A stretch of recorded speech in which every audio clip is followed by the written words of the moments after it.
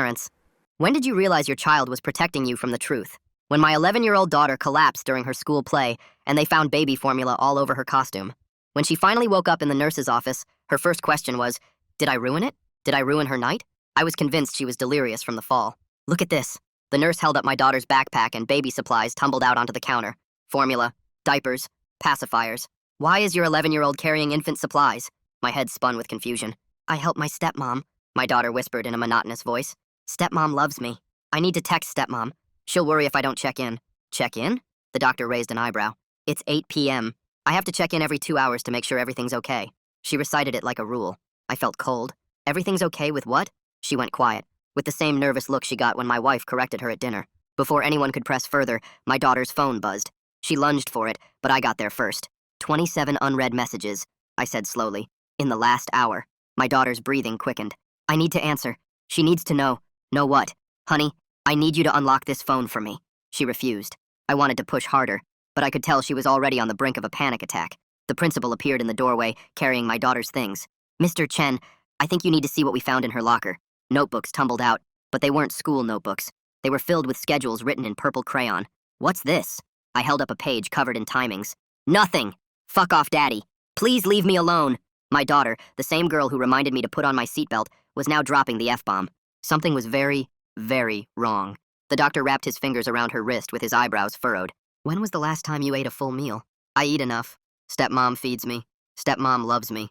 The same monotonous voice from before. "She's lost weight," the doctor said quietly. "Significant weight." "I've been busy," she mumbled. "Busy with what?" But she wouldn't look at me. My phone buzzed. It was a text from my wife. "Is everything handled for tonight?" I showed the text to my daughter, asking if she knew what it meant. Her face went white. "I didn't mean to fall," she said urgently. "I can still do it. I'm fine, I promise.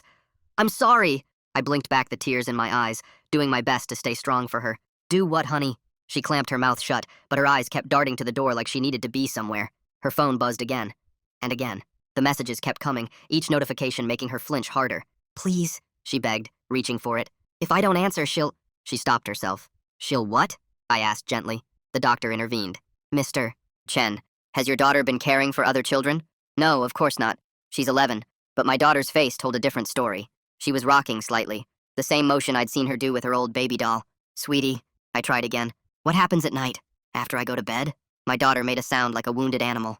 "I need to go home. Right now. Please. You're in the hospital." "They're alone."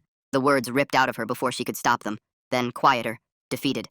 "They're alone, and they're too little, and I promised." The room went silent after her outburst. My daughter's face crumpled as she realized what she'd said. "I mean, the fish. Her goldfish. They need their dinner." The lie hung in the air like smoke. "Sweetheart," the doctor said gently, "are there children at home right now? Without an adult?" She started that rocking motion again, harder this time. Her phone lit up with another message. 1 hour. That's all you had to last. "Who's texting you?" I tried to grab the phone, but she clutched it. "Nobody. It's my friend Polly." My hands were shaking as I called Mrs. Patterson next door. She answered on the first ring. "Thank God you called," she said immediately. "Why? Are there unattended kids at my house right now?" "Yes, your daughter usually handles dinner by now. She's very responsible." "My daughter? Such a mature young lady. When I was her age at 15 years old, I barely knew how to pour a bowl of cereal, let alone cook, clean, and babysit 3 kids. My throat closed up. "Mrs. Patterson, my daughter is 11. Dead silence. "The girl dragging garbage bags to the curb is 11? "Yes." Even the doctor's face went dark. "I have some videos you need to see," Mrs. Patterson said. 3 months of proof. I'm coming now." The emergency room doors burst open, and Mrs. Patterson rushed in holding her phone and a USB drive, her face white as a sheet. She grabbed the nurse's arm and shoved the USB at her while catching her breath. The nurse looked confused, but Mrs. Patterson kept pushing it toward the computer on the desk. My daughter's eyes went wide when she saw our neighbor, and she tried to slide off the bed, but the doctor held her shoulder. Mrs. Patterson kept saying she had 3 months of videos that we needed to see right now. The nurse finally plugged in the USB and clicked on the first file. The computer screen filled with grainy night vision footage from what looked like Mrs. Patterson's doorbell camera. There was my daughter dragging 2 huge trash bags toward the curb while a baby wailed in her other arm. The timestamp showed 11:07 p.m. last Tuesday. I felt my stomach drop because I remembered being asleep in bed at that exact time. My daughter was supposed to be asleep too, but here she was outside in her pajamas struggling with garbage and an infant. The baby in the video kept crying, and my daughter was bouncing it while trying to drag the bags with one hand. She looked so small next to those giant bags. The nurse clicked the next video dated from 2 weeks ago. My daughter was walking back and forth on our driveway at midnight with what looked like twin babies in her arms. She was doing that swaying motion parents do to calm crying kids. Another video showed her carrying formula and diapers from our garage at 2 a.m. Mrs. Patterson had dozens of these files, all showing my daughter outside at night when I thought she was sleeping. The emergency room got quiet except for the computer speakers playing baby cries from the videos. A man in a suit walked through the emergency room doors and introduced himself as Jeffrey Frost from Child Protective Services. He said the hospital called about a potential emergency situation involving minors. The doctor showed him the videos still playing on the computer, and Jeffrey's face got serious fast. He pulled out his phone and made a call asking for an immediate welfare check at our address. My daughter heard him say welfare check and started breathing too fast. She grabbed at his sleeve, begging him to let her call my wife first. She kept saying she needed to warn her or something bad would happen to them. Jeffrey asked who them meant, but my daughter just shook her head and kept begging to use the phone. Her whole body was shaking now, and the heart monitor started beeping faster. The doctor stepped between them and put his hand on my daughter's wrist to check her pulse.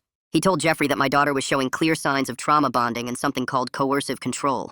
He ordered the nurse to run more tests while Jeffrey started typing notes on his tablet about an emergency removal petition. My daughter kept trying to get off the bed, but her legs were too weak. Jeffrey's phone rang and he put it on speaker. 2 police officers were calling from our house saying they found something we needed to know about immediately. They discovered a hidden room behind a false wall in our basement with 3 toddlers inside. The oldest one, who looked about 2 years old, kept crying for someone called Sissy. There were twin infants in cribs that needed immediate diaper changes and formula. The officers said the room had a small ventilation system but no windows, and only one way in or out through the hidden door. My daughter made a terrible sound when she heard the officers describe the room. She curled into a ball on the hospital bed and started that rocking motion harder than before. Jeffrey made another call, and within 20 minutes, a woman named Madison Frost arrived. She introduced herself as Jeffrey's supervisor and said she was coordinating emergency placement for the 3 toddlers. She explained they would go to Helen Gutierrez, who was their most experienced emergency foster parent. The kids needed immediate medical evaluation, and Helen was already on her way to pick them up from the hospital once the officers brought them in. My daughter kept asking if the babies were okay and if they were scared without her. I tried calling my wife, but she didn't answer the first 4 times. When she finally picked up, I put it on speaker so Jeffrey could hear. She said she was at her night shift at the hospital in the calmest voice, like nothing was wrong. Jeffrey typed something on his phone and then showed me the screen. He had called the hospital and my wife wasn't on tonight's schedule. She hadn't been scheduled for a night shift in 6 months, according to their records. My wife kept talking about how busy the emergency department was tonight, but Jeffrey was shaking his head. He asked her which department she was in, and she said pediatrics, but the hospital confirmed no one by her name was working anywhere in the building tonight. The IT specialist from the hospital came in with equipment to extract data from my daughter's phone. My daughter didn't want to give them the password, but the doctor explained they needed to understand what was happening to keep everyone safe. She finally unlocked it with shaking fingers. The specialist found a timer app that was set to buzz every 2 hours starting at 8 p.m. and ending at 6 a.m. every single night. The message history showed hundreds of texts from my wife with threats about what would happen if my daughter didn't respond within 5 minutes of each timer. One message said the babies would go hungry if she was late. Another said they would be taken away forever if anyone found out. There were photos my daughter had to send showing the babies were fed and changed with timestamps proving she did it on schedule. Mrs. Patterson pulled up more doorbell footage on her phone showing my wife leaving our house every night around 8:30 p.m. She would get in her car and drive away, then return after 2 a.m. The pattern went back 3 months on the footage. Mrs. Patterson said she assumed my wife worked night shifts at the hospital because that's what she told everyone in the neighborhood. But now looking at all the videos together, it was clear my wife was going somewhere else entirely, while my 11-year-old daughter took care of 3 hidden toddlers alone in our basement every single night. My daughter finally started shaking and pointed at the purple crayon pages scattered on the hospital bed. She grabbed one and traced her finger along the times she'd written down. The first baby needed formula at 8:30 p.m. and again at 10:30 p.m. The twins had different schedules because one had reflux and needed smaller feeds every hour. She knew which lullabies worked for each baby when they wouldn't stop crying. She'd memorized that the oldest liked being rocked side to side, but the twins needed up and down bouncing. Her voice got quieter as she explained how she'd figured out the exact water temperature for their bottles. She showed me notes about which diapers fit which baby and how to prevent diaper rash with the cream my wife kept locked in the cabinet. Jeffrey was typing everything into his tablet while listening to her. He stepped out into the hallway and made several phone calls I couldn't hear. Through the window, I saw him pacing back and forth with his phone pressed to his ear. The hospital social worker came in and told me Jeffrey was filing emergency paperwork right now. I walked down to the hospital chapel because I couldn't stand being in that room anymore. The chapel was empty except for a security guard sitting in the back row. He brought me a cup of coffee from the vending machine and sat down next to me. He said he'd worked hospital security for 15 years and seen parents find out terrible things about their families. He told me the hardest part was when one parent had no idea what the other was doing. I just stared at the cross on the wall trying to understand how I'd missed all of this. The pediatrician came to find me and said she needed to do a special assessment on my daughter. We went back to the room where she was checking my daughter's reflexes and responses. Every time someone's phone buzzed or beeped, my daughter would jump and look around frantically. The pediatrician wrote notes about something she called hypervigilance. She asked my daughter to follow a light with her eyes, but she kept zoning out and staring at nothing. The pediatrician explained this was dissociation from trauma. My phone rang and it was Madison calling with an update about the toddlers. She said Helen had picked them up and taken them straight to her pediatrician. The twins both had severe diaper rash that looked infected. The oldest one wasn't talking much and seemed delayed for a 2-year-old. Helen found they were all underweight and the twins were dehydrated. Madison said Helen was experienced with neglected children and would get them proper care immediately. About an hour later, my wife showed up at the hospital with a man in a suit. She was acting calm and saying this was all a big misunderstanding about babysitting. The man introduced himself as her attorney and said they wanted to clear everything up. Jeffrey walked over with papers in his hand and gave them to my wife. He told her it was an emergency removal order and notice of investigation. Her face went white when she read the papers. Her lawyer started arguing about procedure, but Jeffrey just kept handing them more documents. The school counselor arrived carrying a folder of my daughter's recent work. She spread out drawings my daughter had made during art class. There were tiny stick figures labeled Baby 1 and Baby 2 and Baby 3 in purple crayon. The counselor said teachers noticed my daughter falling asleep at her desk almost every day. They thought maybe she was staying up late playing video games. Nobody knew she was taking care of 3 toddlers all night long. The hospital social worker introduced me to a lawyer named Theo Wallace. He sat down and looked through all the evidence Jeffrey had collected so far. He pulled out his laptop and started typing up emergency paperwork for a protective order.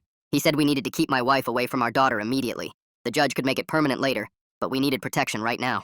He filed everything electronically and got a response within 2 hours. My daughter kept asking if the babies were okay every few minutes. She wanted to know if they were scared or hungry or crying for her. A woman named Berenice Yang came to evaluate her mental state. She explained that kids forced to be caregivers often worry more about others than themselves. My daughter couldn't stop thinking about whether the babies had their special blankets. The police detective arrived with special recording equipment for interviewing child victims. He explained they had to follow specific protocols to protect my daughter and make sure her statement would hold up in court. My daughter was scared to talk at first, but the detective was patient and gentle. She finally told him my wife said she would hurt the babies if anyone found out about them. That's why she kept it secret even when she collapsed at the school and knew she needed help. She said my wife told her the babies would disappear forever if she told anyone. The detective asked if she knew where the babies came from or who their parents were. My daughter shook her head and said they just showed up one day 3 months ago. Jeffrey had been researching the toddlers all day but couldn't find anything about them. There were no birth certificates in any state database, no medical records at any hospital or clinic, no vaccination records or pediatrician visits anywhere. These 3 kids didn't exist on paper at all. Jeffrey said this was turning into something much bigger than just child endangerment. Theo handed me a stack of papers showing my wife's bank statements with deposits of $500 coming in every single week from accounts we couldn't trace. He pointed at the dates and said these payments matched up with when the babies first showed up at our house. My wife kept texting that it was just babysitting money, but nobody pays that much for regular childcare. The detective took photos of every page while Jeffrey made calls to trace where the money came from. My daughter was getting discharged, but we couldn't go home since it was still a crime scene. The motel on Riverside Drive had rooms available, and the manager gave us one at the far end when he heard what happened. My daughter crashed hard on the bed and slept 6 straight hours without waking up once to check on anybody. I sat in the chair watching her breathe normally for the first time in months. My phone buzzed with photos from Helen showing the toddlers eating dinner at her kitchen table. The oldest boy kept looking around and asking where Sissy was because she always fed him. Helen said he wouldn't eat unless she promised Sissy was coming back soon. The twins were doing better, but still had bad diaper rash from not being changed enough. Berenice showed up the next morning for my daughter's first therapy session right there in the motel room. She brought a bag of toy babies and cribs and watched my daughter arrange them over and over. My daughter spent the whole hour making sure each baby was perfectly positioned and had the right blanket. She kept checking them in the same order she used to check the real babies at home. Berenice wrote notes about the compulsive behavior and how my daughter couldn't stop even when asked to take a break. The principal called while they were working and said teachers would bring schoolwork to the motel. She didn't want my daughter falling behind more than she already had from exhaustion. The teachers had made a schedule to take turns visiting and helping her catch up on assignments. Jeffrey called with more news about my wife's storage unit across town. The place was packed with formula and diapers bought in bulk going back 8 months. The receipts showed she'd been planning this way before Mrs. Patterson started recording 3 months ago. There were cribs and baby clothes for different ages like she expected to keep getting more kids. My wife's sister Laura called me crying and swearing she had no idea about any of this. She said my wife had been asking to borrow money for the last few months. My wife told her we were having money troubles, but I never knew about any of that. Laura offered to help with anything we needed and kept apologizing even though it wasn't her fault. The hospital bills showed up at my work address since I couldn't get mail at the motel. Insurance covered most of the emergency room visit, but the ongoing therapy would add up fast. I had to figure out a new budget without my wife's regular income to help with expenses. That night, my daughter woke up screaming that the babies were hungry and needed their bottles. She was shaking and crying that they'd starve if she didn't feed them right now. I held her tight and called Helen so she could hear the toddlers were safe.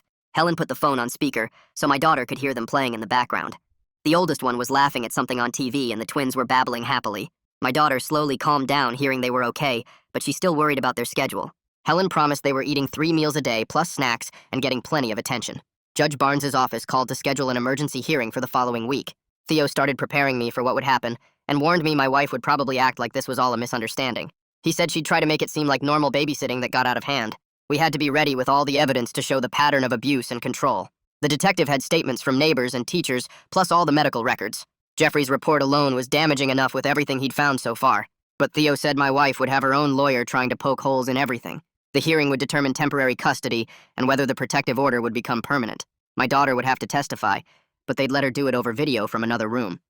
Theo filed paperwork requesting sole custody with supervised visits only if the judge allowed any contact. He didn't think my wife should see our daughter at all until after criminal proceedings were done.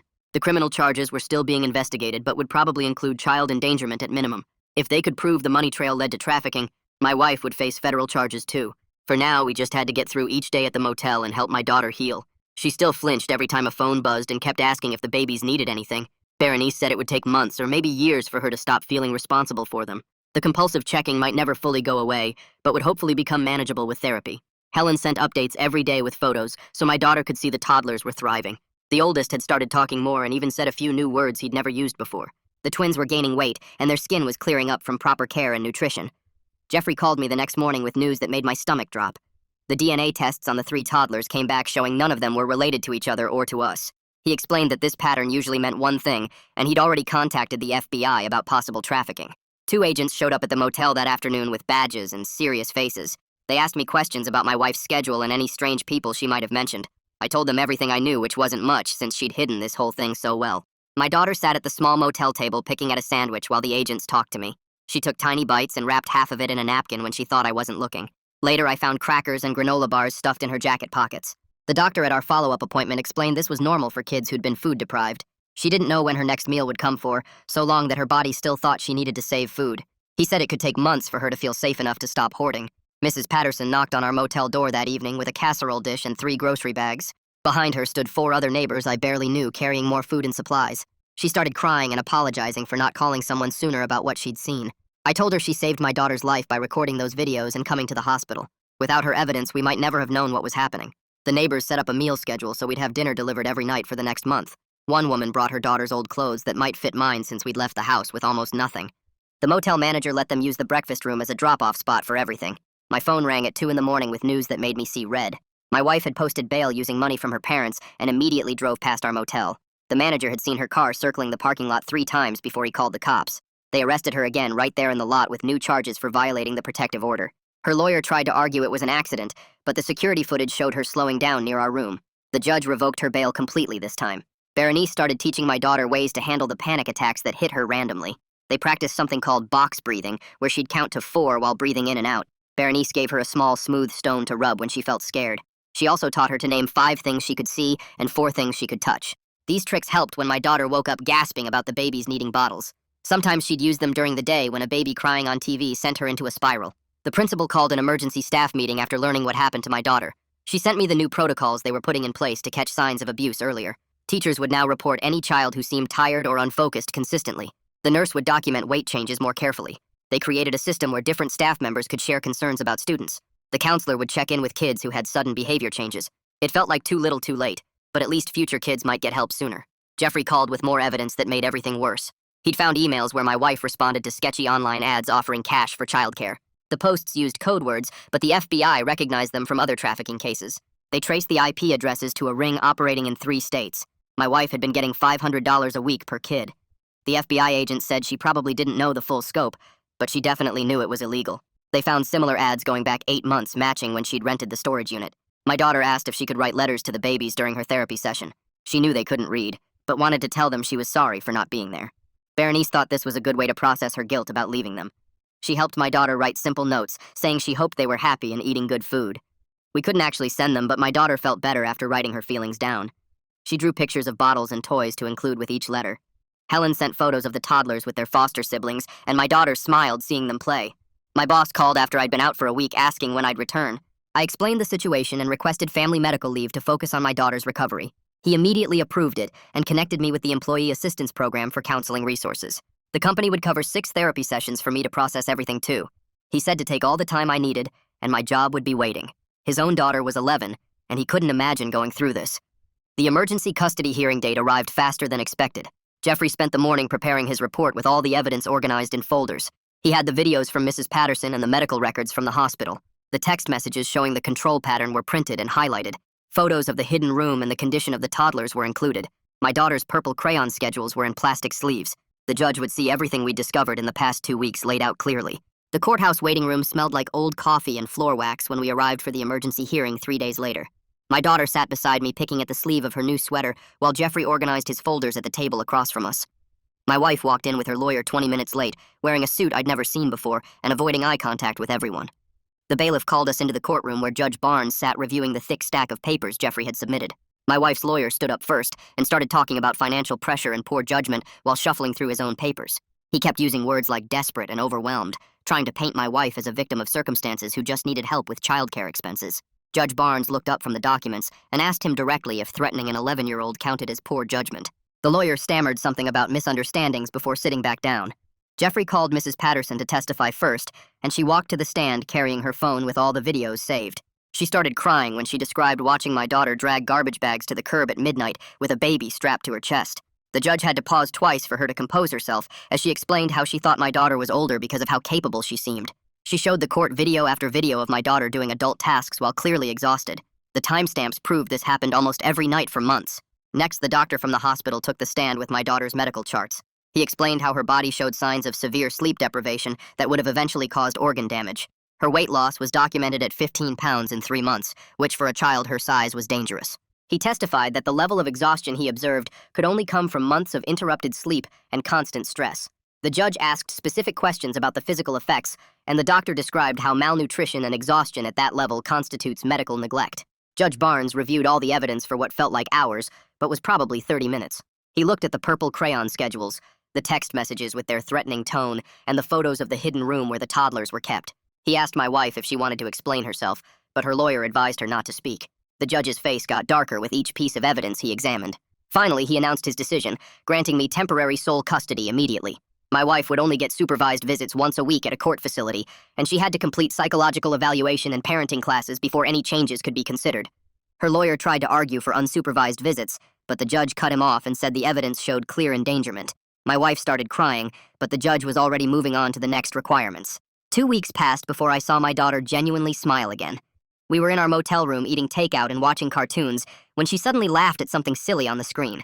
It was just a small giggle, but after months of that blank stare, it felt huge. She looked surprised at herself, like she'd forgotten she could make that sound. These tiny moments kept happening, each one feeling like a victory. Jeffrey called the next morning with news that made everything even more real. The FBI had matched one of the toddlers to a missing child report from Arizona. The biological parents were flying in that afternoon, and Jeffrey wanted to prepare us for how emotional it might be. My daughter asked if she could see them reunite, but Berenice thought it might be too overwhelming for her. Instead, Jeffrey sent us a photo later of the parents holding their son, all 3 of them crying. The mother had written a note thanking whoever kept her baby safe, not knowing it was an 11-year-old girl. Helen called that evening to update us on the twins. They were gaining weight and starting to babble more, which the doctor said was a good sign. She'd already started the paperwork to become their permanent guardian if no biological family could be found. My daughter listened to the update quietly, then asked if they were eating enough. Helen assured her they were getting proper nutrition and medical care. The relief on my daughter's face was obvious. School became the next challenge when the principal called about modified scheduling. My daughter would start with just mornings, 3 days a week, with the option to leave if she felt overwhelmed. Her teachers had been briefed on the basics without all the details. The counselor would check on her daily, and she could take breaks whenever needed. The first day back, she lasted 2 hours before calling me to pick her up.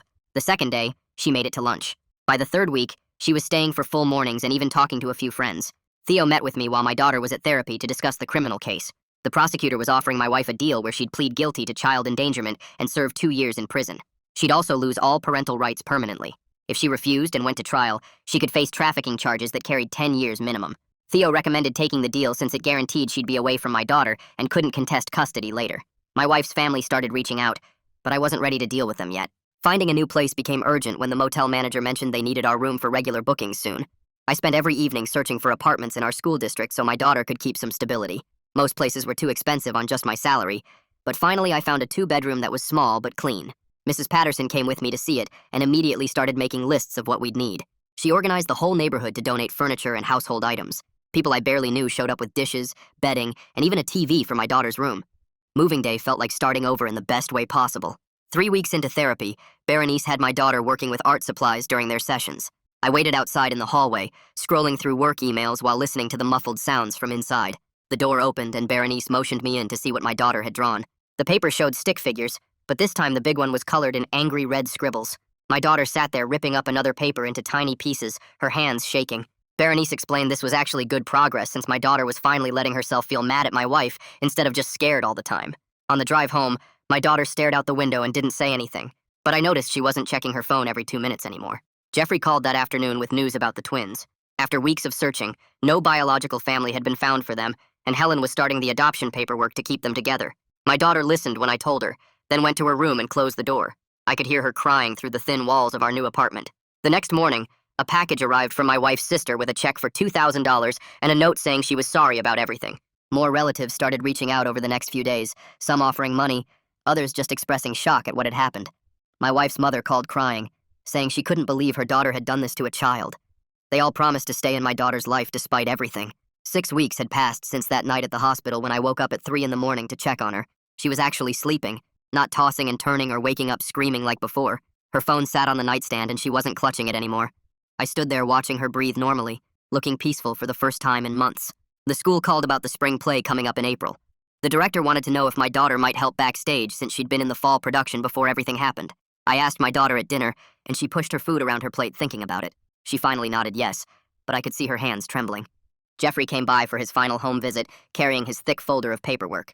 He walked through our apartment, checked the locks on the windows, looked in the fridge to see we had food, and asked my daughter how school was going. She showed him her grades, which were slowly improving, and he marked something in his file. He said the case would officially close since she was safe and doing better, though he'd check in every few months just to make sure. My daughter surprised me by asking if we could visit the twins at Helen's house. I called Helen, who said we could come that Saturday afternoon. The drive there took 20 minutes, and my daughter kept fidgeting with her seatbelt the whole way. When we arrived, the twins were playing in the living room with blocks, looking healthy and clean. They didn't recognize my daughter at first, which seemed to hurt and relieve her at the same time.